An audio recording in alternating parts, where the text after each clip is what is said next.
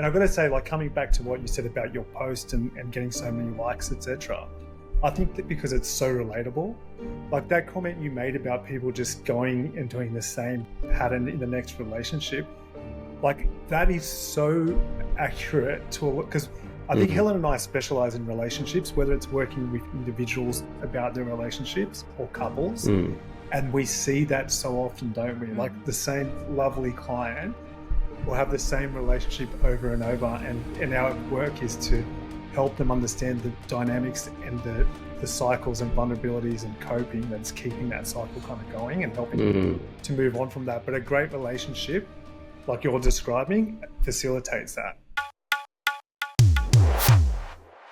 Do you ever wonder why human connection is so vital to your mental health? In this episode, I sit down with Helen and Shahn, who reveal how pivotal your relationships are to your happiness and your resilience.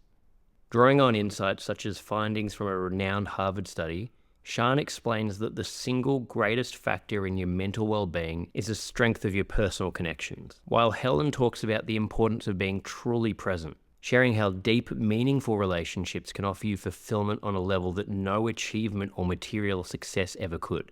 They explain how your ability to connect with others is not just important, it's essential for a healthy, thriving life. Welcome to Move Your Mind, where we uncover why you are holding yourself back from getting the life you want and what to do about it. With the help from high-achieving guests and experts in behavioural science, personal development, and the health and wellness space. Join us if you're ready to move out of your own way toward your ideal self. I'm your host, Nick Brax, and I've been working in the health and wellness space for the last 15 years, helping people find direction and gain the courage to take control of their life. My mission is simple: to help you learn everything that I wish I knew, so you can become your ideal self. Lacking guidance, I spent the majority of my youth feeling lost and disempowered, which led to depression, anxiety, low self-esteem, and substance abuse. Looking back, I didn't have the vocabulary to communicate what I was experiencing. And as a man, I didn't resonate with the emotional language used in traditional therapy. I didn't need to talk about my feelings. I needed tangible solutions to guide me toward building a life I was proud of. If you can relate, then this podcast is for you. In this episode, we discuss how relationships and connections impact your mental health. If you're ready to take action and build a stronger mindset, then keep listening. Helen and Shahn, so great to meet you both. Hi, Nick. Hello. We're really excited to be here. We love chatting to people about relationships. So, yeah, we're excited. Yeah, thanks so much for having us. Yeah, no, so excited to have you guys on there. And it's such an important topic. I mean, it's something, I think it's like so many things. I mean, this podcast is about mainly mental health, wellness, and like all of these areas, you know, we don't get taught about relationships. We don't get taught about how to handle our finances. We don't get taught about emotions. Basically, we don't get taught most of the fundamental survival skills. So I think it's just such an important topic that you guys talk about. Yeah. Thanks so much. Yeah. I mean, we often joke about that. There's coaches for everything, right? Like business coaches, PT coaches, acting coaches, every coach you can think of, but you don't really hear much about relationship coaches, but it's so fundamental to our existence.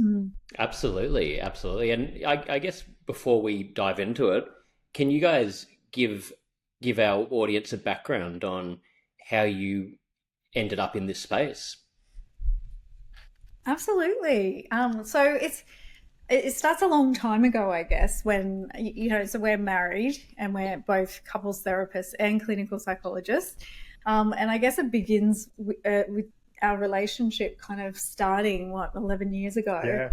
Yeah. And so our relationship kind of kicked off to a great start. We're really fortunate to have that true honeymoon period where it was just so easy and it was so much fun, and it really went for about probably a year, I would say. And so, but the more serious it got, the more complicated it got as well. Yeah, and I guess part of the backstory of that is I was previously married and have 2 children. So I think we kind of like, when we met, we wanted to keep the relationship. Well, I guess the space I was at in life, having been married young too, I didn't want to go straight back into something okay, let's make this super serious and get locked down. It's like, let's have time to get to know each other and stuff like that. So that first year, we really just made it about the relationship. We didn't really introduce kids or anything like that.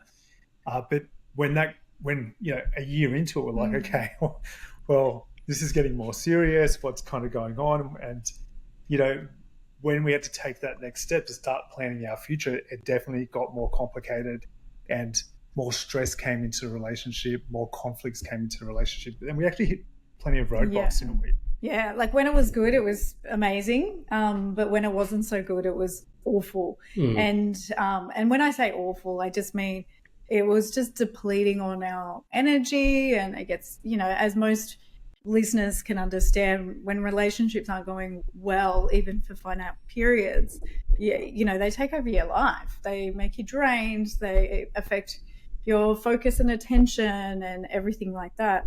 And we're kind of going through these cycles of these amazing periods, but these dips. And it was like, okay, we both have histories of failed relationships. Like, is this just going to be another one?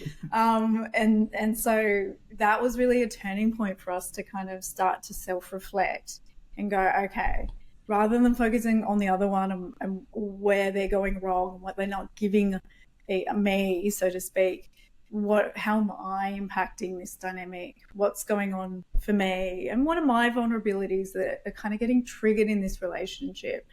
Yeah. And I guess being clinical psychologists as well. The funny thing is, like, when you have a fight, you're kind of like, well, you've got to live by example here. We need to take a step back and reflect. But like, if we can't do this, and we've got all these strategies and knowledge about interpersonal relationships, how is anybody else going to do it? It didn't happen overnight, but we continually worked on our relationship and self-reflected. And I think for us, probably that on that trip when we're overseas, there was a definite turning point.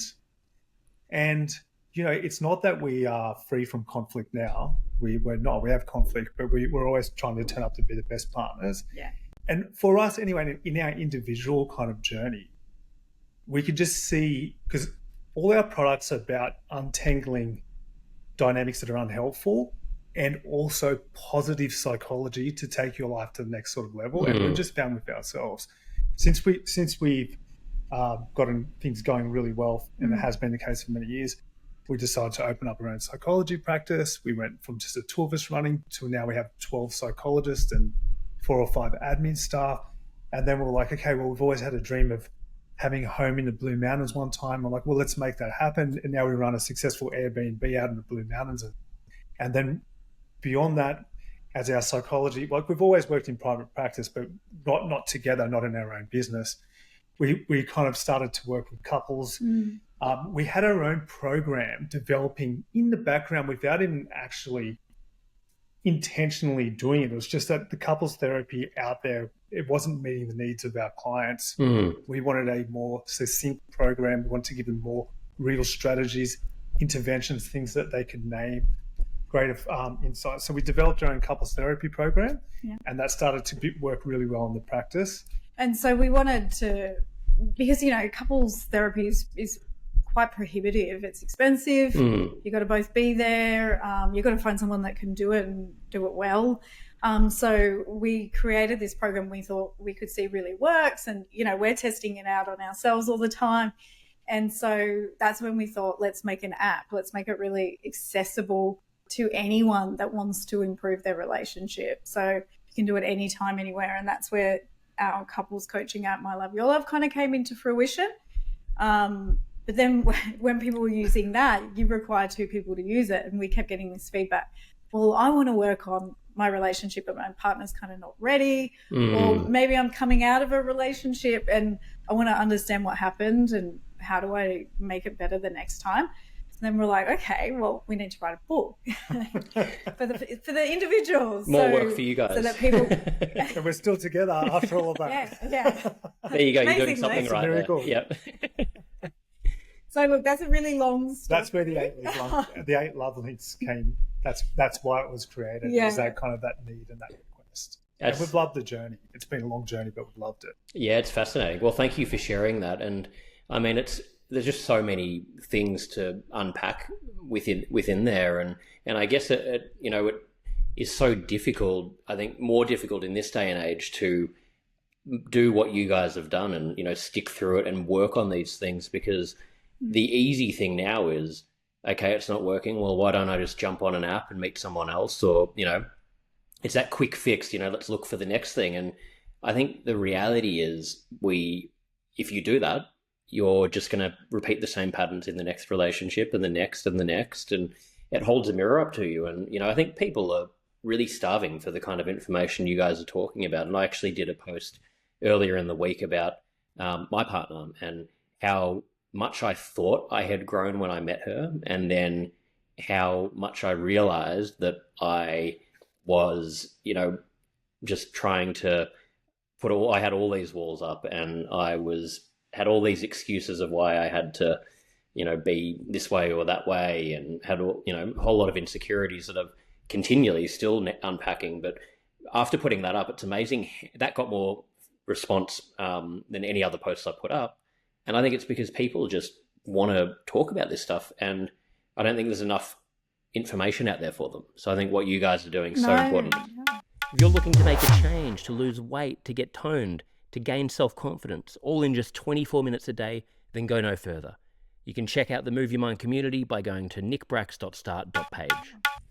That's so lovely. And can I ask, do you feel within your relationship now, you've kind of evolved as well? Have you grown and learned so much about yourself from your relationship? Oh my God, yeah. I mean, I'm very lucky. She's studying psychology. She's doing a master's in neuroscience and PhD. She's going to go down the clinical psychology path as well, and always, pushing me to be the best version of myself. Doesn't let me get away with a lot, which can be frustrating at the time, but it becomes the best thing for you, and I'm always so grateful for that. But it's made me in so many ways. I mean, more growth than any other thing that's ever happened in my life. Than the other. It's been 2.5 years, and the other 35 years didn't have as much growth as that's had. So it's and I think similar to you guys, we're sort of I guess from the beginning, which it's had a lot of ups and downs and had a lot of difficult roadblocks where we came together because we see the world in a similar way, and we believe in together creating a vision for our future, which I think you guys are talking about, these dreams where if you combine, and it's been a constant back and forth of working out, okay, how do we navigate that in the most healthy way? But I think if you can find a way where it is healthy for that to work, you can you can make so much larger leaps forward than doing it on your own, because you're together. You don't even have to explain anything to each other. You're thinking for each other, finishing each other's sentences. So I think it's such an amazing thing if you can find a way to do, like what you guys are doing. Absolutely. Yeah, I think you kind of nailed what we want to achieve, the positive benefits and the transformative benefits of a really good long-term healthy relationship. And I've got to say, coming back to what you said about your post and getting so many likes, etc., I think that because it's so relatable, that comment you made about people just going and doing the same pattern in the next relationship, that is so accurate because I think Helen and I specialize in relationships, whether it's working with individuals about their relationships or couples. And we see that so often, don't we? The same lovely client will have the same relationship over and over. And our work is to help them understand the dynamics and the cycles and vulnerabilities and coping that's keeping that cycle kind of going and helping them to move on from that. But a great relationship, like you're describing, facilitates that. Yeah, absolutely. And would you say it's sort of like any other part of life? If you're failing in business over and over again, or you're trying whatever endeavor we're doing, if you see it all the time, and I've been through, most of us have, but you come across people where you see the same patterns happening over and over again. Is it the same sort of thing where it's just until you actually take a step back and try and confront whatever it is that's holding you back, it's going to be pretty tough not to fall into that same thing in a different way happening again? Exactly. That's exactly right. I think, we all are products of our family of origin, our upbringing, our cultures, all the contexts around us. And we learn very early on to operate in certain ways and to cope in certain ways. So that's just, you've got two people coming together in a relationship and the dynamics will repeat. And yeah, so a lot of relationship growth and a lot of improving relationships is about reflecting on oneself and understanding why we are the way we are and how that plays out with our partner. So yeah, often if we don't do that, yes, we're on repeat. Can I add to that as well? Like, we believe so much in that in fact the first chapter of the 8 Love Links is called The Me in We, and it's all about insight and self-reflection. And one of the big messages we give there is if you constantly look at your partner's faults only, you're just frustrated in life, and your mental health's more likely to be worse. And even if your partner's behaviors are probably more problematic for a relationship than yours, to just purely focus on them leaves you powerless.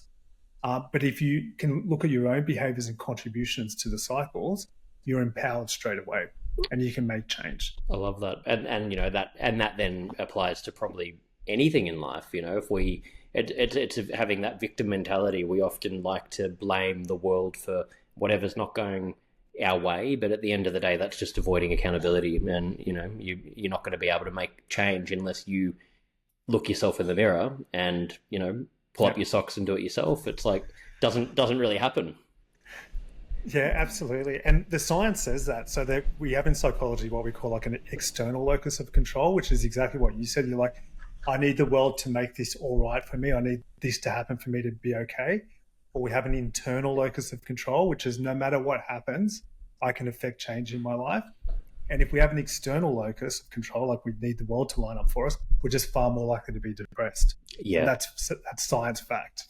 Yeah, absolutely. Yeah, it's a sense of being able to make change, being empowered. Having agency is all related to better mental health, because we're like, okay, we can do something about our situation. And I think when it comes to relationships, we don't just go heavy on that side. It's not just about if you just adjust yourself to the relationship, it'll be fine. It's like there's a joint responsibility here. So we want to kind of focus and really reflect and take accountability and ownership of our contribution. But also we kind of want that for both parties. That's just one of the love links. Yeah, that's one. But then there's all the stuff on the partner attachment, like in a sense of, like taking care of each other and creating a secure, healthy adult attachment is going to give you so much more positive mental health and growth in life, not just in your relationship. And how important is it understanding each partner's sort of attachment styles and that kind of thing? I think in understanding your own attachment style can be obviously really helpful in a sense of understanding what happened to you and why you are the way you are. Because as most people know now, attachment styles are pretty popular to talk about. Our relationship with our caregiver kind of predicts how we're going to engage in relationships in the future, and it's directly linked to well-being. So we want a secure attachment. But I think more importantly, the partner attachment becomes the most important focus of relationships. And if we think about that, we think about just like children who have a secure attachment, they are safe to explore the world and grow, but also have somewhere secure and stable to return to. And in an adult partner attachment, we kind of want to develop that same thing. So we want to have a secure, stable base in our relationship so that we can go out and do our own things and have growth in different areas. But we know that we've got this kind of warm, loving, supportive space to return to. So I think we don't have to get too caught up into our own attachment styles. I think more about how do they play in the dynamic is probably more important between the two. Yeah, and how you create that secure attachment in the relationship. That's got to be the aim. So no matter what your attachment style is, your aim has to be to have the securest style attachment within the relationship. Yeah, and when you do have that, that's the best feeling in the world, where it's, you've got this safe space there, but you both have the freedom that, you can go off and explore yourself, explore, whatever it is that you're wanting to explore, knowing that it's there, not having that insecurity that it's so fickle that, it might fall apart or whatever it is. And I guess that links to sort of a question I wanted to ask you guys, which I think you were talking about at the beginning. Often, the honeymoon period, everything's great, and then that only goes for so long.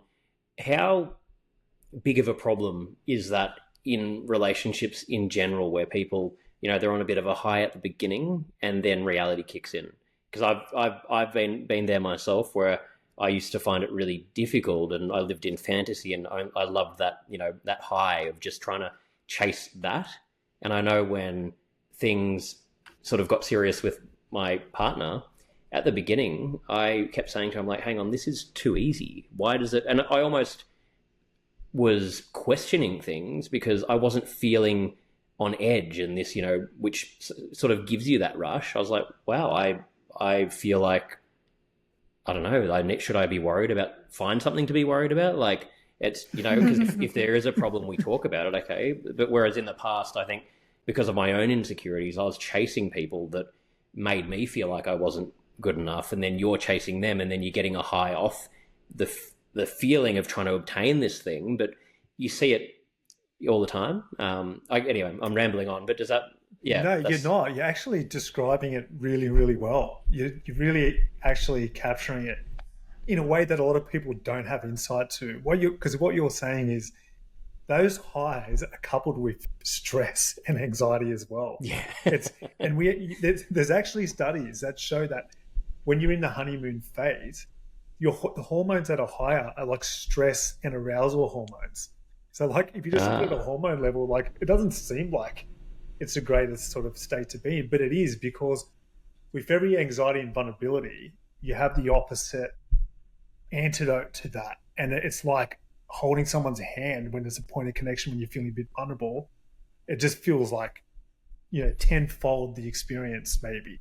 So you get more of that kind of chemistry and sparks and stuff like that.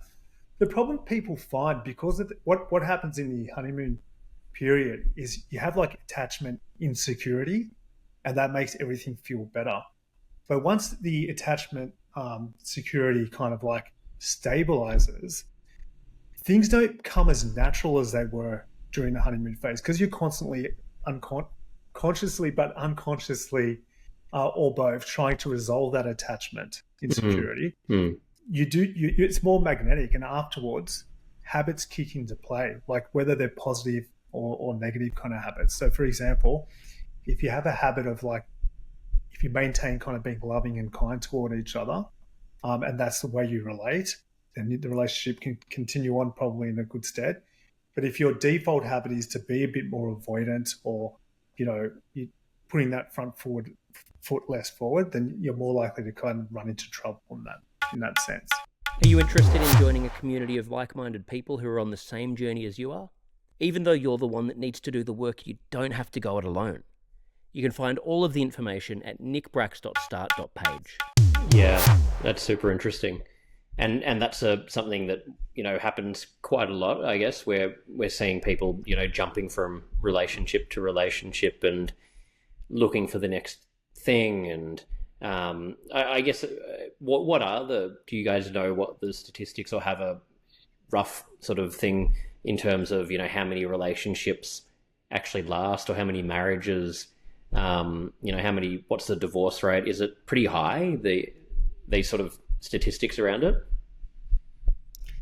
Yeah, I think in Australia we're a bit better than America, but I think they're at about 50% divorce rate. Wow. And we're getting close to that, but not quite as high as that. It's pretty high. Yeah. Jeez. Yeah, it is, absolutely. Yeah. But I think what you're saying is part of it as well. It's kind of like, well, there's a couple of different reasons for it actually. Like one, now this seems, in a contemporary sense, seems a bit old to say, but like, it hasn't been that acceptable to be divorced for so long, know. But now as it becomes more acceptable, people kind of like, I'm not going to put up with a negative relationship. And I can kind of understand that. The problem is people don't have the tools necessarily to make the right relationship. But we know that a negative relationship means poorer mental health. Yeah. So like in some ways you are better off getting out of a relationship. But the problem is, as you said, people run in cycles and they're not necessarily learning. They just think it's not the right person, or that magical feeling's not there anymore. And it should be there naturally, which we know is not the case. Like you've got to work at it. And the next kind of like society that we live in, like the next swipe is also very enticing and stuff as well. So it is becoming problematic, isn't it? Absolutely. And I think the statistics for second and third marriages are even worse. So if you've been married once before, your chances of a failed marriage increases dramatically.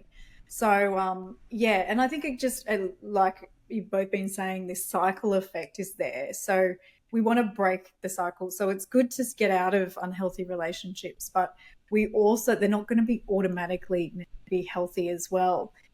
Healthy relationships require work, I think, and it requires work over the lifespan. Yeah. It gets easier, but it definitely, we still need to be putting energy in, just like any other thing that we want to be good at, whether it's our fitness or our health or other things. It requires ongoing commitment. They're not, relationships and our partner aren't things that just kind of can exist and meet our needs constantly. Yeah. If I could flesh that out with an example. So what we know is one thing that really drives positive relationship health is what we call self-expansion. Like, it's not our term. It's Aaron Arthur, psychologist, who just coined that term. But what it means essentially is that when you learn through your partner, so for example, Nick, I don't know if you knew Toronto much before getting together with your partner. Did you? No. Okay. So you're getting to know Toronto as a result of your partner. So your world is expanding. And she's also studying neuropsych, potentially going to clinical. So you're probably getting a lot of information about that. So you're kind of expanding through her knowledge. And I'm not sure if she's originally from Canada, but she probably doesn't know much about Australia, I'm guessing, or as much as you do. So her world is expanding through that. And if she happens to go visit your hometown and learn the subtle differences in culture between Canada and Australia, it's just a big self-expansion. And we develop like neuroplasticity in the brain, and the brain loves it. And in that honeymoon phase, learning all this new stuff could just be about their friends, their business, whatever. It's growing, but then it kind of runs dry. And we've kind of learned everything we need to, we can learn from each other. However, what you can then do to keep putting energy into your relationship and to safeguard it from breaking up or even loyalty issues and stuff, as a couple, if you choose to keep learning new things together, that self-expansion continues and you associate very positively with the relationship. Yeah, that makes so much sense. I love that. And is there, I mean, obviously there's people who are not right for each other, and like you're saying, maybe there's a scenario where you need to get divorced because it's just, it's toxic or whatever it is. But is there a middle ground where I think a lot of people are looking for, there's that perfect person out there? Does that exist, or is it more about there's going to be, people that in that realm of they're the right sort of match, but it's going to be up to you're going to make, like what you're talking about before, you're going to make the relationship what it is by the two, like it becomes special because the two people are making it something. And I guess I would equate that to, the same as a business. If you're working on a business for 5-10 years and it's had blood, sweat and tears, it's got meaning behind it, but that concept or idea or industry might have zero meaning if, it won't have the meaning attached until you've got down the track. Absolutely. I think you're onto it there. I think there is no perfect person. There might be characteristics that work really well with your own personality and so on, and you might have a lot of from a starting point, a lot of shared views and approaches to things. But yeah, this is, I think, how successful relationships occur because there's two willing participants. And I think that is the key. And that's what we talk a lot about in our couples therapy, is like, we need to have a willingness to succeed in a relationship. And if you have that, if there's a willingness on both sides to, and willingness, I guess, really means like an openness, an open-mindedness to hear the other one out, to be willing to do the work, to be flexible in terms of adjusting and so on. If that's there on both sides, we can really, the sky's the limit, essentially. You don't have to come from similar backgrounds. You don't have to have the same worldviews to make a relationship work. You don't have to necessarily have all the same values even.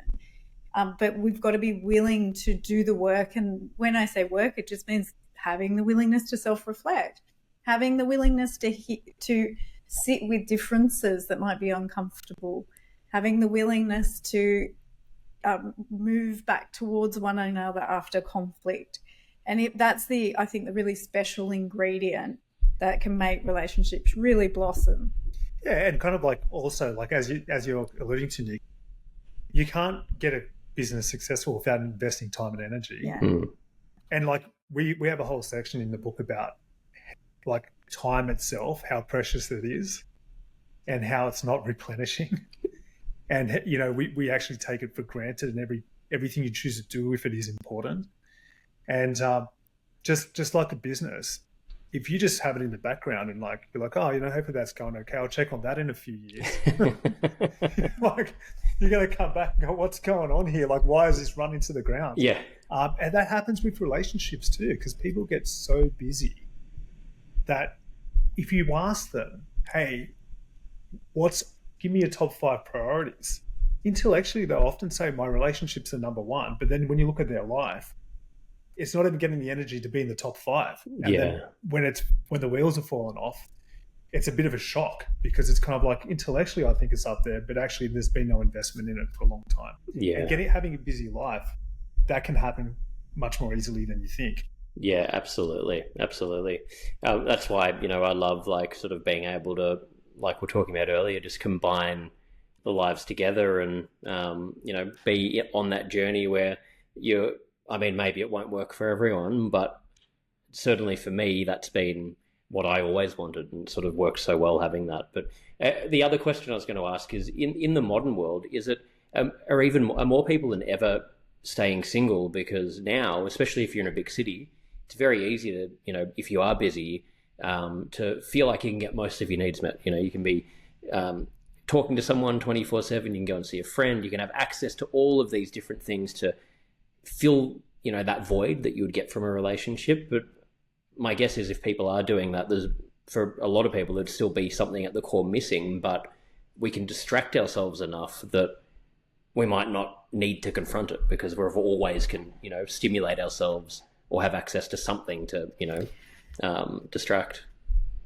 Yeah, absolutely. And I think times have changed where, at least in like countries like Australia and Canada and the US, we might not need a relationship to survive, whereas in past generations that's always been quite a factor. So for financial reasons, although you can get lots of financial benefits from being in a partnership, you know, we can hopefully be self-sufficient. We don't have to have a partner to make our lives be really interesting and varied and independent. So even parenting now, you know, there's so many people doing it on their own, and that's up to them.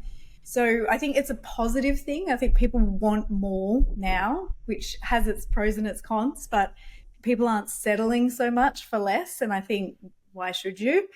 But yeah, I think the world is such a busy place. It means that relationships can fall off, and I think a lot of people do have an inner craving for that connection, for that kind of attachment to another adult in their life.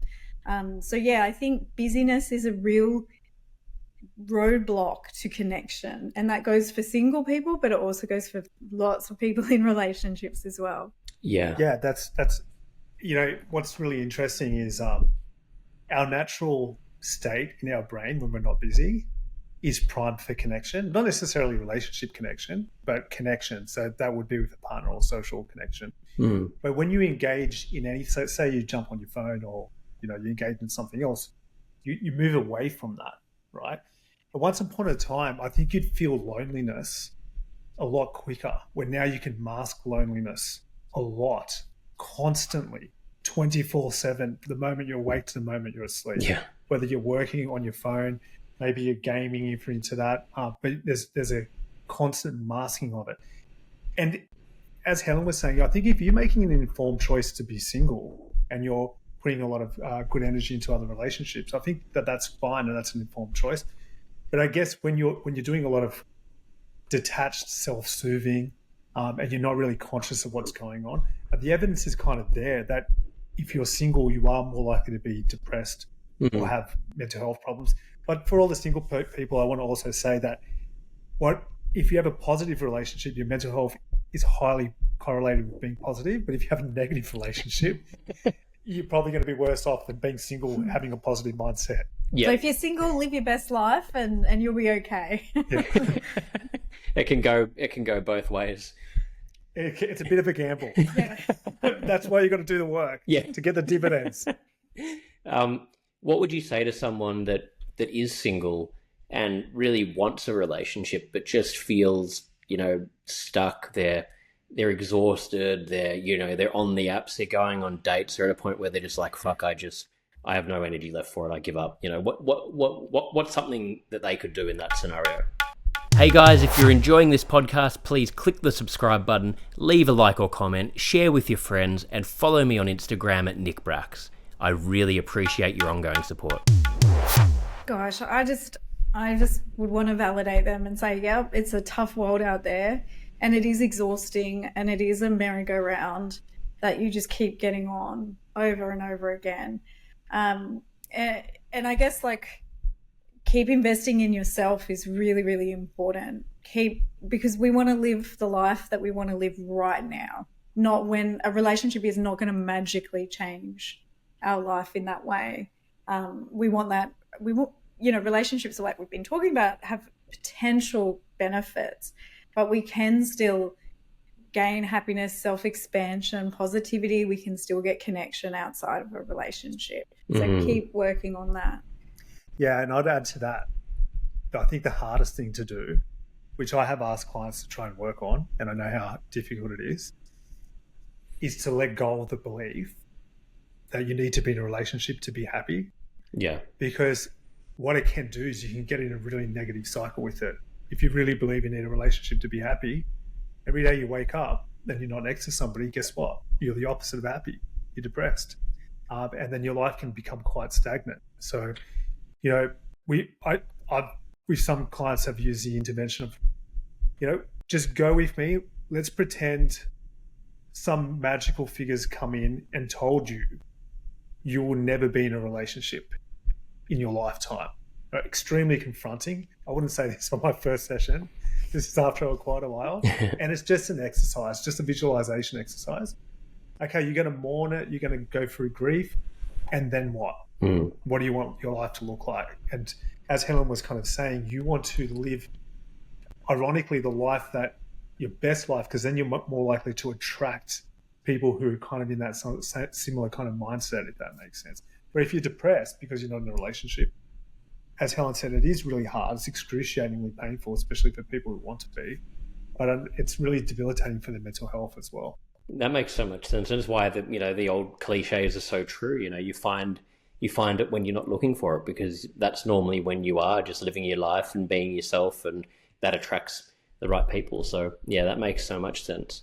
So you guys absolutely have a book and an app. Can you tell our listeners a little bit more about that and where they can go to how they can find out more information? Yeah, so we just released our book, which we're super excited about. It's called The 8 Love Links, and it's a real step-by-step guide to unlocking these amazing benefits of a long-term relationship that we've been talking about today. So we really aim with this book that we think aiming to just simply reduce stress and conflict in a relationship is setting the bar way too low. We want thriving relationships, and our goal with this book is to give you that, to follow it and to really invest and get the best you can out of a long-term relationship. So it is really there for people who are in a long-term relationship and maybe want more, and it can unlock those secrets, I guess.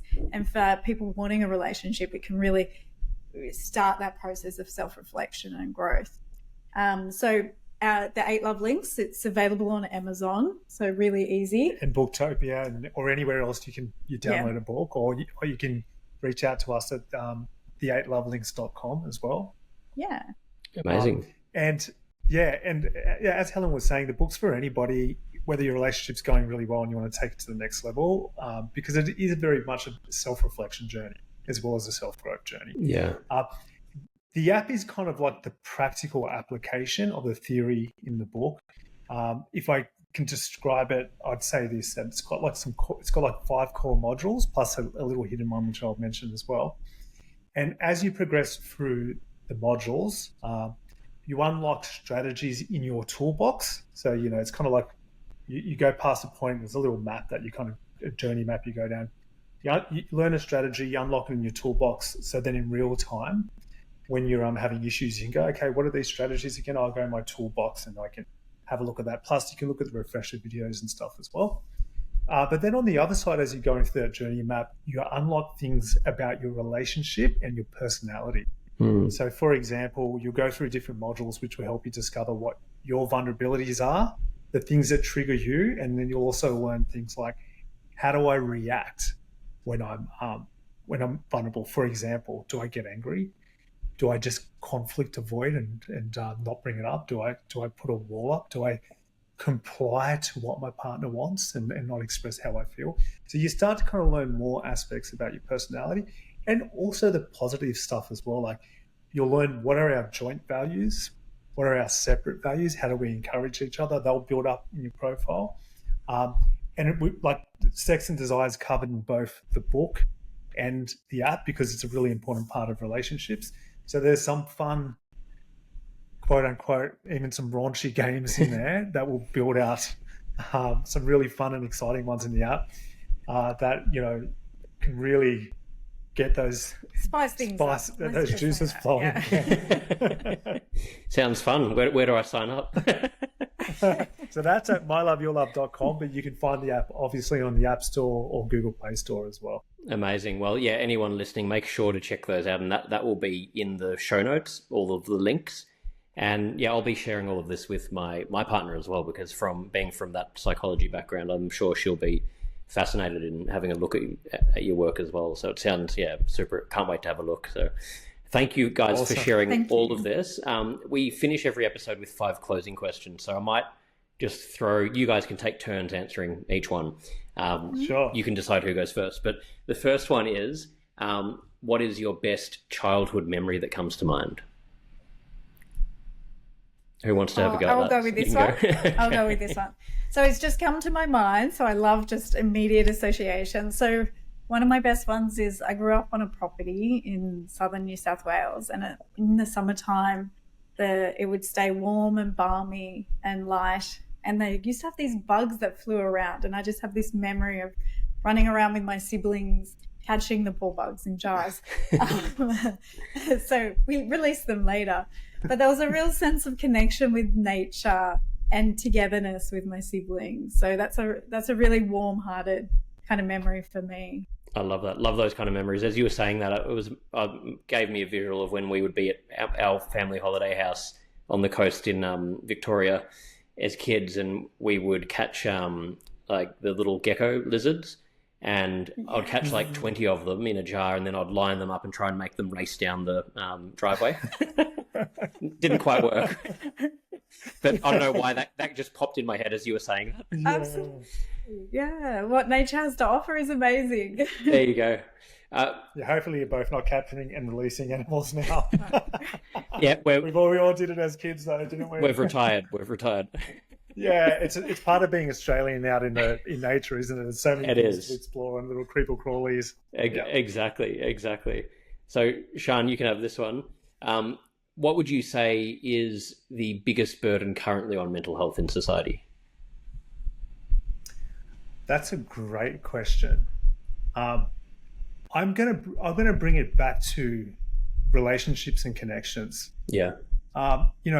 There's a great longitudinal study done in, I think they call it the Harvard study. Anyway, over decades, the one thing that correlated positively with mental health and contentment was strength of relationships. Wow. And I think people are generally great. Like, I think people are good-hearted and nice, but I feel like the way society is set up now, um, we're not connecting the way we used to. Um, Even I remember growing up. I've got a pretty large family in Sydney. We'd be at the family's house. And this is probably the 1980s, showing my age a bit. 1980s and 1990s.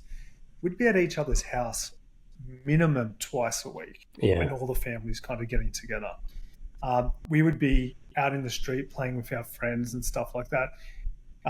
When I was at the end of high school, mobile phones came out, but like even a few years after that, the best you could do is spend some time playing Snake. I don't know if any of the listeners remember that. So when you went out, you were out. You were out with whoever you met. You got to connect. And I think that's the biggest burden on society at the moment. The problem is like technology, etc. It's so attractive. Yeah. But we go into this stuff in the book as well. We talk about high value activities, low value activities, and no value activities. And technology can be wonderful, and it can be really valuable, but sometimes it doesn't offer us much value, especially when we use it to excess. And I think what it does do is like it becomes easier to jump on your phone than to have a chat with your kids or your partner. And even as a clinical psychologist, when I've had a rough day, I can relate to that statement. So I think that's one of the biggest challenges on mental health. Yeah, such a good answer. And it's so hard not to when we've got these devices there to just use them to self-soothe and all that sort of stuff. It's really tough. But yeah, I think it's so important what you're talking about there. What would be your personal definition of happiness? Oh, it's my turn. Oh, sorry, Helen. Yes, you can have this one. Yeah. Okay. My personal definition. Oh, wow. So I would describe happiness. He's pointing to my dog. Our dog, sorry. It's a shared dog, but yeah. And based on that, the love of my beautiful Indy is, I think, a connection to the moment, and really, so similar to what Shahn was saying, but really drilled down in the sense of being present with whatever is going on right now, and also increasing the content of your life that brings you contentment and meaning. And so part of that is growth. So doing things that push you, where you expand and grow, but also doing things that make you feel really good and connecting with, I guess, in with your own values of whatever they might be. And for me, the love of nature, the love of Indy. Yeah, the dog. Everyone should just get a pet and I'll feel better. Unconditional love. Like, the dogs are amazing. And adventure and freedom. Yeah. Love that. All right, well, Shahn, we've got another one for you here. So what advice would you give to your 18-year-old self if you could give one piece of advice? Buy some cryptocurrency when it comes out, a lot of it. There you go. No, okay. Perfect. Look, I've got a time machine, I might do that. Exactly. That's a great question. That's a wonderful question. I think when I was 18, it's quite interesting. Like, I wouldn't say personally that I have like a history of major mental health problems or anything, but I do think I have a history of interpersonal problems, feeling of getting anxious in certain relationship dynamics and stuff like that. And kind of probably worrying about different people's reactions and stuff. And I'd probably just tell my former 18-year-old self that, it's okay to take a breath, not be so reactive to things, to consider things, to kind of like think about your needs and other people's needs as well.